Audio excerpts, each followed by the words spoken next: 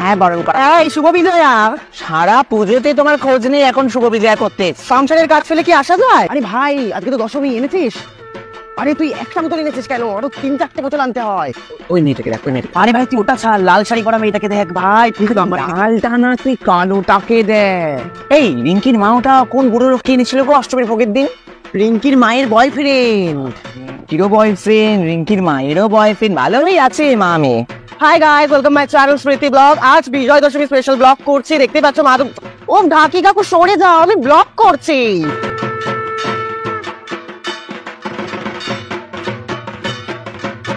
আজ বিজয়া দশমী, তুই কি পড়েছিস এটা? আজকের দিনেও তোকে হাত কাটা বেলাজ করতে হলো বাবা, যা দেখাচ্ছিস তুই। আর সিঁদুর তো মুখে লাগাবে, অন্য কোথাও লাগিয়ে দেবে। হ্যাঁ হ্যাঁ, তোমরা নাচো না, নাচো, আমি আসছি একটু। তুই আমাকে শোনো, ভোগের দায়িত্ব নিস তুই আমাকে চিনি আর তোকে দেখো দেখো, ওদের ঝামেলা শুরু হয়ে গেল। ওদের ভাষণের দিন একটু ঝামেলা না করলে ওদের পেটে ভাত হজম হবে না।